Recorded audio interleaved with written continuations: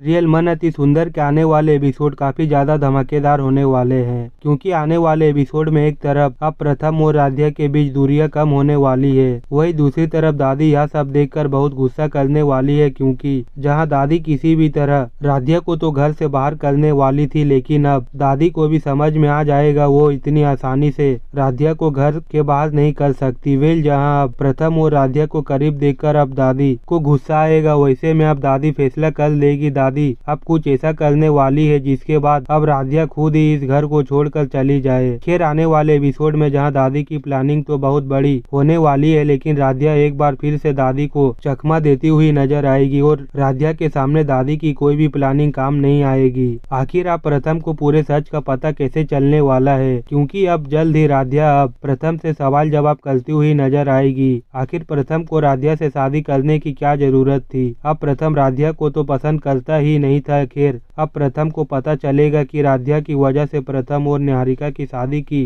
सच्चाई घर वालों के सामने आई थी, बल्कि यह तो प्रथम की ही गलती थी। क्या आपने कभी सोचा है कि नवरात्रि की भीड़ भरी रात में जब भक्ति की गीत गूंज रही हो, ढोल नगाड़े बज रहे हो और माँ दुर्गा के जयकारे से पूरा माहौल गूंज रहा हो, उसी पल अगर एक परिवार पर ऐसा हमला हो जाए जो उसकी नींव हिला दे तो क्या होगा? महासंगम के पावन अवसर पर जब पूरा शहर डांडिया की धुन पर झूम रहा था, उसी बीच प्रथम और राध्या ने साथ मिलकर खेला डांडिया, जिसे देखकर रजनी की आंखों में खुशी छलक उठी, लेकिन वहीं दादी का दिल जलने लगा। उसने सोचा कि प्रथम के साथ अगर निहारिका होती तो जोड़ी कितनी सुंदर लगती, इसीलिए वह मन ही मन ठान चुकी थी कि राध्या को किसी भी कीमत पर रोकना है। वह अपने हाथ में एक खतरनाक चाल छिपा कर खड़ी थी, जबकि मंदिर के बाहर कुछ गुंडों ने रूही को पकड़ रखा था। उसे रस्सियों से बांध दिया गया था और वह उसे बचाने की बात कर रहे थे। रूही रोते हुए बार बार पुकार रही थी, नहर मुझे बचाने आओ। तभी राध्या की नजर उस पर पड़ी। उसने साहस दिखाते हुए गुंडों के सामने कदम रखा और कहा, किसी भी औरत को इस तरह बेइज्जत करने का हक किसने दिया है? गुंडों ने धमकी दी कि अगर बीच में आई तो तुझे भी उठा लेंगे और अचानक उन्हें चाकू निकाल कर हमला कर दिया। लोग घबरा कर भागने लगे। तभी मंदिर के आंगन में गूंजती हुई आवाज आई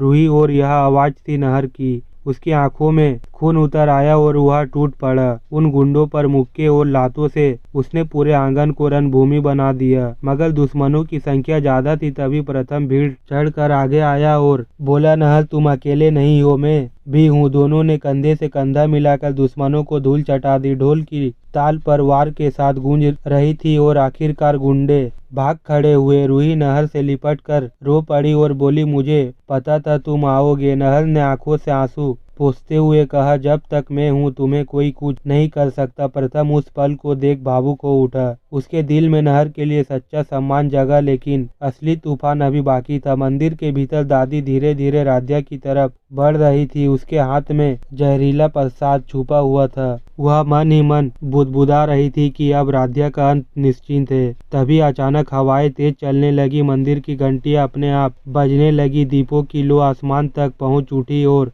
राध्या के चारों ओर एक दिव्य आभा फैल गई। भक्त चिल्ला उठे, यह तो देवी का चमत्कार है। राध्या की आंखों से आंसू बह निकले और उसने हाथ जोड़कर मां को प्रणाम किया। दादी के हाथ कांप उठे और जहरीला प्रसाद जमीन पर गिर पड़ा। उसकी सारी साजिश मात खा गई। नहर और प्रथम ने एक दूसरे का हाथ पकड़ लिया। नहर बोला, आज अगर तुम न होते तो मैं रूही को खो देता। तुमने सिर्फ मेरी पत्नी ही नहीं, मेरी भी जान बचाई है। प्रथम ने मुस्कुराते हुए कहा, दोस्ती में अपना पराया नहीं देखा जाता। वही राध्या और रूही गले लगकर रो पड़ी। उनकी सच्ची सहेलीपन की डोर अब मजबूत हो चुकी थी, लेकिन दादी के चेहरे पर हर की सिकन थी। वह मन ही मन सोच रही थी कि यह जंग तो हार गई हूँ, पर राध्या को घर से बाहर करने का खेल अभी बाकी है। दोस्तों वीडियो अगर अच्छी लगी हो तो वीडियो को एक लाइक करें और सीरियल से अपडेट पाने के लिए हमारे चैनल को सब्सक्राइब करें।